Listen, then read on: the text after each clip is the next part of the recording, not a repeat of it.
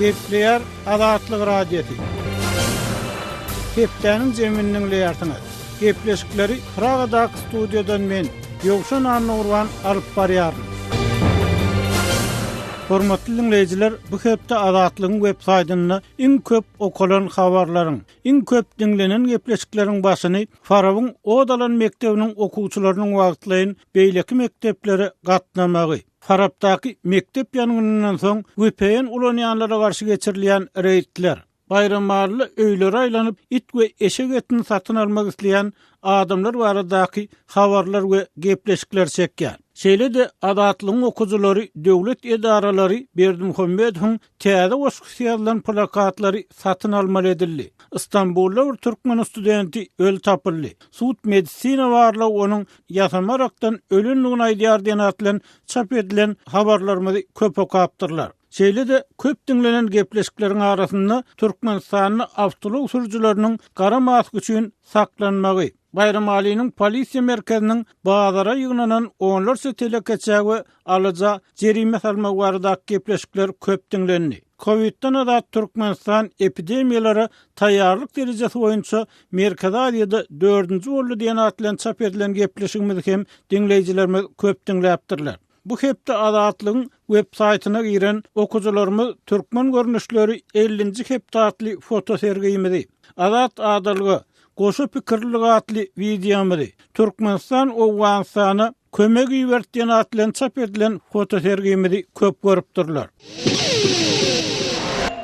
Hormatly dinleýijiler, hepdeniň jemini bu hepde iň köp okulan habarlarymyzyň biri. Prezident Gurbanuly Berdimuhammedowyň täze ýadan goşgusy bilen çykarylan plakatyň döwlet edaralaryna satylmagy baradaky maglumatyň mazmuny bilen dowam etdirýär. Türkmenistanyň döwlet başçysynyň şahsiýet kultu bilen bagly islenmeýän harytlary mezuri ýagdaýda satmak 1990-njy ýyllaryň başyndan başlandy we gelip goşýan habarlara görä ýurtdaky ykdysady kynçylyklaryň çoňlaşmagy bilen bu hil harytlar adamlarda barha we barhaken gahar nägilelik görýän meňdiýär. Eýsem bu ýagdaý barada siz näme pikir edýärsiňiz? Bu barada bize ýazyp telefon edip bilersiňiz. Temany kardeşim Maksat Ataýew dowam etdirýär. Lewan vilayatynyň mektepleri, keselhanalar, saglyk öýleri, şol sanly oba saglyk öýleri Prezident Gurbanuly Berdimuhammedowyň ýaňy ýakyna köpçüligi ýetiren goşgusy ýazylan plakatlary hemde prezidentiň täze portretlerini satyn almaly edildi. Bu barada Azatlyk radiosynyň habarçysy habar berýär. Talap edilýän plakatlaryň ýeni 1 metr, uzunlygy 2,5 metr bolup olardy. Gurbanuly Berdimuhammedowyň ýaşasyny parahat durmuş atly goşgusy şöhlelenmeli. Azatlygyň Lewatdaky habarçysyna görä plakat we portretler üçin mektep muallimler öz aralaryna adam başyna 40 manatdan pul ýygnamagy mejbur edilýärler. Galyberti de bu talap keselhanalary we saglyk öýlerine de degişli. Lewabyň bir çaphanasy plakat çap etmek üçin şu günler tas 24 sagat diýen ýaly iş alyp barýar. Büdjet işgärleri talap edilýän pullaryň öýleri üçin artykmaç we gereksiz çykdyjy bolýan ony aýdýarlar. Berdimuhammedow 12-nji dekabrda paýtagat Aşgabatda betaraplyk bayramagyna bagyşlanyp geçirilen dawarada özüniň täze goşgusyny okap berdi. Aşgabatyň kabul ediş merkezine geçirilen dawara ýokary derejeli türkmen resmiýetleri şeýle de daşary ýurtlaryň Türkmenistanyň ilçihanalarynyn wekilleri gatnaşdy. Betaraplyk bayramagyna bagyşlanan goşgu parahatçylyga we asudalyga çagyrýar. Arkadagyny goşgu ýazmasyny Hudaýdan dilek edýär diýip Lewaply Sehet Mugullim Azatlyk radiosynyň habarçysy bilen gurrundaşlykda aýtdy. Lewap ýaşaýjysy Sehet Mugullimyň sözlerine görä Sakarary obasynyň mugullimleri hem alaşsyz 40 manatdan pul ýygnamaly bolýarlar. Bu onsuz hem gün gözarany kyn bolan mugullimler üçin maddi ziýan bolýar diýip Sehet Mugullim şikaýet edýär. Prezidentiň we onuň ýakyn töwereginiň şahsiýet kultu ýygyderli dawarlandyrylýan Türkmenistanyň döwlet edara kärhanalary köp ýyllyklaryň dowamyny prezidentiň portretlerini ýa-da wagtal onuň ýazanyny gaýdylýan kitaplary satyn almagy mejbur edilýärler. Berdimuhammedow bolsa özüniň ýazanyny gaýdylýan kitaplaryň girdejileriniň hasabyny wagtal ýurdun mesjitlerine sadaka berýär. Bir giden gereksiz goşgular çykdyjy bolýar diýip Sehet Mugullim gaýtylady. Berdimuhammedow wagtal türkmen däp desturlaryny täze öwüşgüni bilen wagt etmek, milli duýgu düşünjäni öňe sürmek olary media serişdeleri arkaly ýylata düşündirmek talaplary bilen resmiýetleriň öňüne çykyş edýär. Hormatly dinleýijiler, gepleşiklerimizi Lewap sewtiniň Farab şäherinde ýanan mektep binasy bilen maglumatlar bilen dowam etdirýär. Türkmenistanyny ýangyn maglumatlary, ýangynın sebäpleri hem gizliň saklanýar. Her halda Azatlyk radiosynyň yerli habarçysy Farab şäherindäki 1-nji orta mekdebiň binasynda bolan ýanganyň käbir detallaryny anyklady. Ol binanyň köp böleginiň weýran bolanlygyny aýdýar. Şeýle-de o dalan mekdebiň okuwçylarynyň Farab şäherindäki beýleki mekdeplere paýlananlygy, molumlaryň bolsa töleksiz zähmet ruhsatyna iýerilip bilinjektigi habar berilýär. Temany kärdeşim Sehra dowam etdirýär. Adatlyň Lebap welaýatyna habarçysy Farab etrawynaky çeşmelerine salgylanyp, ýanynyň 11-nji dekabrda ýary giýje başlandygyny aýtdy. Ýanyny 4 saat geçen soň 12-nji dekabrda ýerden söndürmek başartdy. Ýanyň öçürilende ýanyň söndürjülerden biri yaralandy. Habarçymyzyň çeşmesi ýanynyň mekdebiň kotelnasynda. Ýagny ýyladyş üçin bu gadanlarynyň yerleşýän otogunda gadyň sızmagy netijesinde başlanandygyny aýtdy. Deslapky maglumatlara görä 11-nji dekabrda şenbe güni kotelna gad aktyrmak besedildi we ýyladyş gadany öçürildi. Ýöne şenbe güni bolan soň kotelnada gözegçi işgärleriň hiç biri ýokdy we gad klapany açyk galdy. Bir näçe sagatdan soň gad gaýtadan aktyrylyp başlandy we onuň sızmagy netijesinde ýangyn döredi. Kotelnada benzin, elektrik generatory we elektrik nasosy bardy. Olardaky benzin odalyp ýanynyň çalk ýaýramagyna sebäp boldy diýip çeşme aýtdy. Onuň sözlerine görä ýangyn bilen bagly jenaýat işi gozuldy we mekdebiň kotelnasynyň 2 işgäri tutsak edildi. Olar geleňsizlikde aýplanýar. Mektep binasy weýran boldy. Ol ýerde okuw prosesini dowam etdirmek mümkin däl. Sişenme gününden başlap 1-nji mekdebiň okuwçylaryny wagtlaýynça beýleki mekteplere paýlaýarlar. Bular 2-nji we 3-nji orta mektepler. Mektep binasy dikeldilen döwürde molimleri töleksiz zähmet ruhsatyny iýermek meselesi hem ara alınıp maslahatlaşylýar. Biz onlarça molim we mektep işäri barada gurrun edilýändigini bellemelidir diýip çeşme nygtady. Farabyň mektebinde dören ýangyn barada ilkinji bolup Türkiýedäki türkmen migrantlary habar berdiler. Olar sosial ulamlarda Farab şäherindäki 1-nji orta mekdebiň binasy da aýdylýan jaýyň o dalýandygyny görkezýän videonu çap etdiler. Gepler Azatlyk radiosu. Hormatly dinleýijiler, hepdäniň jemini Türkmenistan we demokratiýa baradaky söhbet bilen dowam etdirýär.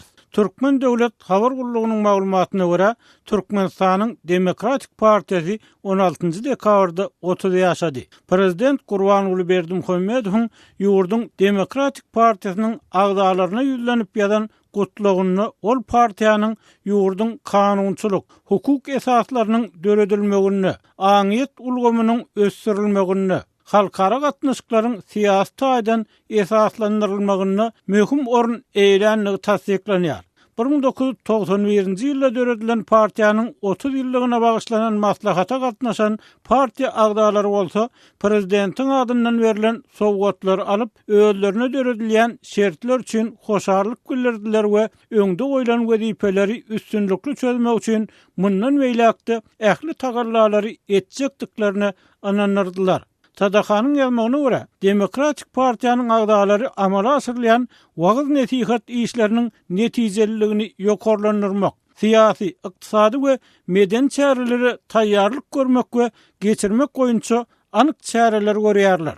Bolaryň ählisi ýaş nesliniň watançylyk we ruhy ahlak terbiýesine, Türkmenistanlary ýurdumyzda ýaýwanlandyrylan giňgerimli özgörtmelere işen gatnaşmaga çekmäge ýardym edýär diýip habardan ygtalýar. Emma hökümet tanqyçylary 1991-nji ýylda odalky Kommunistik Partiýanyň agdalarynyň gatnaşmagyna döredilen täze partiýanyň hakykatda garaşylýan demokratik özgörtmeleriň öňüne almagy hemde şahsiýet kultuny döredip, ýylatyň diýdimdor siýasatyň dilsiz agyşy ýesirlerine öwürilmegini, ýurdun şu günkü ýagdaýa gelmegine hyzmat edenligini öňe sürýärler. Azatlyk radiosu Türkmenistanyň Demokratik Partiýasynyň 30 ýyllyk bilen baglykda şu we beýleki ýagdaýlar barada pikirlerini sorap, ýazgy Hudaýberdi Haly bilen söhbetdeş boldy. Hormatly dinleýijiler, bu söhbetdeşligi dinläp, Türkmenistan we demokratiýa baradaky pikirleriňizi, garaýşlaryňyzy, tejribeleriňizi paýlaşmaňyza çagyrýarys. Hudaýberdi Türkmenistanyň Demokratik Partiýasy 30 ýaşady. Bu partiýa Gysga saýdylmaly bolsa, Türkmenistanyň soňky 30 ýylyny nähili rol oýnady? Türkmenistanyň durmuşynda Demokratik Partiýa hiç bir rol oýnamady. Ol partiýa diňe prezidentin kultuny ýokary götürmek bilen meşgul boldy. Bir misaly ýüzlensek, Demokratik Partiýanyň ilkinji ýolbaşçylarynyň biri, ol partiýanyň başlygy Sapar Murat Niýazowyň özüdi, ýagny ýurdun prezidentidi, onuň birinji sekretary Onjuk Musaýewdi. Onjuk Musaýew bilen nemis jurnalistleri duşşanna, şol partiýanyň alyp barýan işi maksady barada soranny olara şeýle gurrun berdi. Bizim prezidentimiz üýtgeşik, täsirli hem gudratly adam diýdi. Meselem bir siňek prezidentin gözüniň aldynan eýlek bir uçupdyr, beýlek bir uçupdyr. Prezident şoňa bir gazap bilen seredenine siňek ölüp ýatyberipdir. Ine şol ýagdaý gurrun berdi. Nemis jurnalistleri de şol wakany Onjuk Musaýewiň aýdyp beren zatlaryny bütün dünýäge ýaýratdy. Ine dem partiýanyň şular ýarrak hyzmatlary bar. Ýogsa ýurtda çözmeli meseleler gaty köp, edilmeli işler onunam köp. Prezidente teklif edip bolardy, ýa-da bolmasa prezidentin ýalňyşan ýerlerini düzedip ýa-da ona garşy durum bolardy. Şol meselelerin hiç birine Demokratik Partiýa goşulmady. Demokratik Partiýanyň Türkmenistanyň durmuşyna hiç bir ýüzi ýok. Hudaýberdi, türkmen diliniň sözlügünde demokratiýa sözi döwlet dolandyrmagyň bir formasy, siýasy guruluş şökmünde düşündirilýär. Sözlükden sitat alyly. Bu hili guruluş wagtyny ýokary häkimiýet halkyň eline bolýar. Sitanyň soňy. Şeýle-de sözlükde demokratiýa haýsy bir kollektiwi ýolbaşçylyk etmegiň usullylyk görkezilýär. Bu usulla meselelerini çözmekde bütün kollektiv gatnaşýar. Sitanyň soňy. Eger şeýle bolsa, Türkmenistanyň Demokratik Partiýasyna demokratiýa barmy? Türkmenistanyň Demokratik Partiýasyna demokratiýa ýok. Sebäbi ol partiýa aslynda Kommunistik Partiýanyň bir kölegesi. Ýagny öňkü Kommunistik Partiýanyň adyny ütgeden görnüşi. Ana käbir misallary ýüzlenelýär. Meselem Kommunistik Partiýada ýolbaşçy bolan adam tä ölýänçä ýa-da halis soňky müddete ýetýänçä şol partiýa ýolbaşçylyk edýär, ütgesiz. Kommunistik Partiýanyň guruluşy, onuň alyp barýan işleri ören bir dogmatik häsiýetli, ütgesiz hem onu ütgetmek asla mümkin däl diýilen ýaly.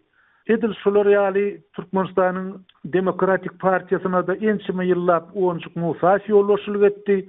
Şol bir adamlar, ol ýerde hiç bir demokratik özgörüşlük ýok. Onsoňam beýleki ýurtlarda egerde partiýa bir meselede üstünlük kazanıp bilmese, bir agyr meseleni çözüp bilmese, onuň işine ýangadan seredýärler, derrew gurultoý geçirýärler, maslahat geçirýärler, onuň ýolbaşçysyny çalyşýarlar. Şu ýagdaý Türkmenistanyň Demokratik Partiýasynda ýok. Sebäbi ol Kommunistik Partiýanyň bir kölegesi, şonuň bir dowam edip gelýän häzirki zaman görnüşi. Onun artık ol ýerde demokratiýa ýok. Şol demokratiýa barada asla gurrunum giden ok. Sebäbi şol partiýanyň agdalary ýa-da ýolbaşçy toparak ýeren adamlaryň arasynda hiç wagtda diskussiýa, jedilleşme ýa-da biriniň beýleki birine garşy durmak enlikleri häzir çenlik görünmedi. Şu geçen 30 ýylyň dowamynda. Dogry. Inni Hudaýberdi, Türkmenistanyň resmi TDP ýa-da Demokratik Partiýa döredilmesinden öň soň ýok edilen diýilen Türkmenistanyň Demokratik Partiýasy barada pikiriňizi paýlaşsaňyz. Bu wakalara şaýat bolan adamlar Sapar Murat Niýazowyň onuň özüniň bir partiýanyň adyny hem tap bilmänligini öňe sürýärler. Bu aýdylýan zatlaryň nähili bir derejede janyby dogrudan Demokratik Partiýanyň ady hem şo täze döredilen, Kompartiýanyň ýerine döredilen partiýanyň ady hem ogurlanyň başga berlerinden. Şeýle diýip bolarmy? Elbette bu şeýle hakykatdan hem şeýle diýip bolar. Sebäbi Türkmenistanyň Demokratik Partiýasy diýilen partiýany ilkinji başda Durdymurat Hoca Muhammed döretdi. Ol 1990-njy ýyllara degişli 1991-nji ýylyň başynda şol partiýanyň ilkinji gurultoý bolup geçdi. Şol döwürde partiýanyň 1200 sany agzasynyň bardygyny daýanyş jurnaly ýazýar. Şol partiýanyň gizlenlikden açyk ýagdaýa geçenligi barada türkmen jurnalisti Muhammed Murat Salamatow Moskovskaya Novosti gazetiniň yanvar aýynyň sanyna maglumat çap edipdi. Bularyň ählisi kağız ýüzünde aýdylan faktlar, ýagny bir ýöne alynan misallar däl. Eýen 1991-nji ýylyň ýanwaryna şeýle partiýa bardy. Onuň bardygy bütün halka aýan edildi. Şol ýylyň aýagyna Niýazow bir maslahatyň dowamyny, bir maslahatyň içinde kommunistik partiýany Türkmenistanyň Demokratik Partiýasy diýip üýtgetmeli karar çykardy. Şonun şol ýerde oturan kommunistleriň ählisi golladylar. Aslynda Niýazowda şolar ýaly taýýar zady almak endigi bar. Meselen Niýazowyň ruhnama kitaby. Şol ruhnamany şeýle bir mukaddes derejäge götürüp hatda Kur'an-ı Kerim'in duz çörüğün katarına koydular. Aslında olsa ruhnama diyen sözü ilkinci şol adalgany ilkinci metruwat yüzüne getiren Durdy Muhammed Gurwanow bolupdy.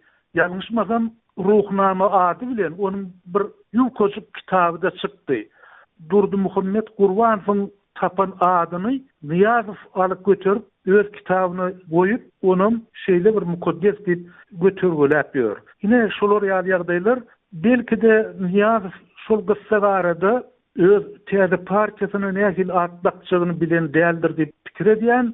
Sebäbi eýem o döwürde SSR dargamagyň öň ýanyny, şonuň iň ýanynyň SSR-iň resmi taýdan dargyanlygy barada SSKP-niň baş sekretary, SSR-iň prezidenti Mikhail Gorbaçov 26 dekabrda resmi ýagdaýda çykyş edipdi. Elbetde şu döwürde kommunist bolmak, özüni kommunist saýmak beýle bir gelişikli däldi. Şonuň üçin Niýazow hem beýleki kommunistler özlerine demokrat diýen sözi aldylar. Ýöne bir gaty ýen hem gülkünç. Sebäbi kommunist jemgyýetiň awraýy, namsy iň bir beýik görüşüji diýilýärdi. Şeýle bir tarif edilýärdi. Ine şol tarifli kommunist, şol görüşüji adam bir ýygnakda kommunistlikden demokratiýa ýöwürlüde duruverdi. Hudaý berdini synçylaryň pikirçi Türkmenistanyny hakyky demokratik hereket ýa syýasy partiýa döretmek synançlary şertlirak ýagdaýda iki döwre bölünýär. Olaryň birincisi Sapar Murat Niýazowyň döwrüne orly, ikincisi bolsa soňra Gurbanuly Berdimuhammedowyň döwrüne edilen synançlar bilen baglanşdyrylýar. Bir ýerde gurrun esasan Durdymurat Hoja Muhammedowyň we öňkü minister Geldimurat Nur Muhammedowyň synançlary barada barýar. Bular barada näme aýdyp biljekler? Ordanam näme üçin şu synançlar şeýle keskin garşylyga duçar boldy? Mening pikirimçe halk beýle bir taýýar däl. Sebäbi Durdymurat Hoja Muhammedow Türkmenistanyň Demokratik Partiýasyny döretdi diýilenne, ýagny 1991-nji ýylda şonuň 1200 agzasy bar diýildi. Onuň egindeş başlyklarynyň atlary bar, olar belli adamlar, şoň bilen birlikde soňra ol partiýa gysaşa düşdi. Durdymurat'yň özüni dälhana atdylar, ol akyl taýdan näse adam diýdiler. Şol döwürde halkara guramalar tarapyndan Durdymurat'a yardım hökmünde $200 pul iýerilipdir. Şol puly maňa berdiler, sen bir ýol tapdy, şuny Durdymurat'a gowşur diýip. Şonu men Durdymurat'yň hiç bir egindeşini tapmadım. İkinci bir adamy şol pul berer ýaly. Ahirine öňkü Hudaýberdiýew köşesi, belki häzirim Hudaýberdiýew köşesidir. Şol ýerde Durdymurat'yň bir agasy ýaşaýar eken. Şoň agasynyň salgysyny alyp onuň öýüne bardym. Ol maňa 2 sagatlap takal okady, bir topar düşündürüş berdi. Iň soňunda da ahirine da men oňal doganym ýok. Ol getirince pulumy alyp gitdi. Ýagny öz doganyndan ýüze wurdy. Ine ýagdaý şeýle. Ol sen partiýa döretseň, seniň ýygyňda durur adam bolmasa, agdalaryň bolmasa, ol nähili partiýa bolup bilýär. Ýa-da Geldimurat Nur Muhammedow barada, onuň soňky synanyşy barada geldi Murat çykyş etdi, halkyň öňüne aýtdy öz pikirini, ol köpçülüge ýaýrady. Şondan soň geldi Murada esasy garşy duranlar, onuň öz dogurlary boldy. Onuň dogurlary geldi Murada öýe gabap, şoňa hiç kimi eltmän, hiç kim bilen onuň gatnaşmagyny islemän, onu şeýle gawada sakladylar. Eger de senin dogonuň sana garşy dursa, senin töwerek daşyň sana garşy dursa, onu seni kim gollar, kim gollajak? Şoň üçin hem häzirki şertde nähilidir bir parça döretmek, nähilidir bir hereket etmek gaty kıyın. Meniň pikirimçe, halkyň isleg arzuwy, halkyň garaşýan talapy şol partiýany döretmek zerurlygyna ýetenok.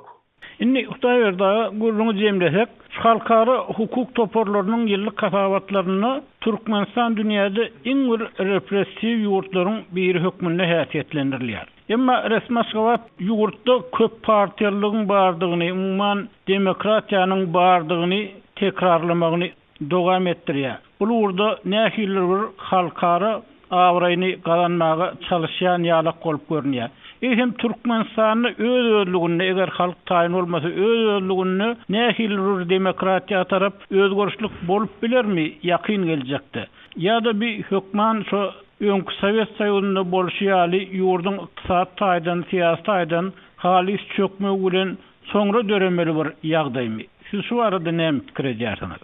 Şu jemgyýetde köp watlary adamlara berýärler. Dogrudanam garaşsaň, meselem bir hal ýagdaýyň gowulaşmagy ýa-da pensiýa haklarynyň artdyrylmagy, aýlyklaryň köpelmegi ýaly ýeňillikler halka berilýär. Ýöne söz azatlygy hem erkinlik diýilýän hiç wagtda halka berilmeýär. Ony menden öňkü siýasatçylar aýdyp geçdiler.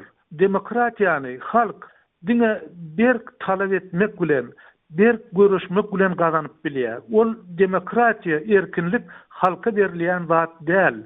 Şonuň üçin Türkmenistanyň durmuşyna demokratik özgörüşliklere mümkinçilik bolar diýip men pikir edemok. Onsoňam Türkmenistanyň häzirki ýolbaşçysyna şeýle çärilere gitmäni erkinlik, batyrlyk ýok. Ol ýa-da töwerek daşyndakylaryň hyrmatçysy, onuň öz ogly ornwasary bolup dur, onuň ýegeni bankyň başlygynyň ornwasary bolup dur. Beýleki garnaşlary töwerek daşy dürli wezipelerde işläp ötürler, ol şol topordan çykyp biler diýip pikir edemok. Ondan çykmagy ýurdun prezidentiniň ýagdaýy ýok. Onu deýle merklik ýa-da güýçli erk ýok. Şonuň üçin hem Türkmenistanda nähilidir bir siýasy özgörüşlikler bolar diýip garaşamok. Elbetde ykdysady özgörüşlikleriň bolmagy mümkin. Ýöne söz azatlygy hem saýlawlaryň erkin bolmagy, hem häkimleriň saýlaw ýoly bilen saýlanmagy ýa-da häkimleri halkyň talapy bilen aýryp goýmak meseleleri diňe halkyň öz ygtyýaryna bir talap etmek çäresine bagly bolar. Oda da soňky soraw meni şu Türkmenistanyň döredilen Demokratik Partiýanyň 30 ýyllygy Türkmen aktivistleriniň daşary ýurtlarda näkilen bolsa öňkü ýyllara garaýan köpçülikleýinrek häsiýetde janlanmagyna, garşylyk pikirlerini aýdyp başlamagyna gawat geldi. Bu ýagdaýlar ýurtdaky, ýurdun içindäki ýagdaýlara näkilen bolsa ýakyn geljekde haýsam bolsa bir täsir ýetirip bilermi? Gurrunsyz ýetirip biler. Köp babatda ýetirip biler. Meselem, häzirki daşary ýurtlardaky oppozisiýa partiýalary ýa-da oppozisiýa pikirlerini aýdýan toporlaryň täsiri bilen Türkmenistanyň käbir özgörüşlikler bar. Meselem, prezidentiň öňüne epilmek, prezidentiň elini okşamak ýaly gaty bir millete gelişmeýän häsiýetler belli bir derejede aradan aýryldy. Ýöne entigem bularyň has bir görüşmegi gerek. Has täsirli çäreleri ulanmagy gerek. Onsoňam dünýä jurnalistikasyna şoň bilen birlikdenni biziň aramyzda da dörek gelýär. Dermewler geçirmek, jurnalistik barlyklary amala aşyrmak, bir Türkmenistanyň diktaturasyny faktyň öňüne goýmak çäreleri güýçlense, şeýle faktlar artyp başlasa, şonuň täsiri Türkmenistan üçin has gowalardy. Huda berdi hali söhbetdeşlige gatnaşyp pikiriňizi aýdyňyz üçin köp sag bolun. Sizem sag bolun.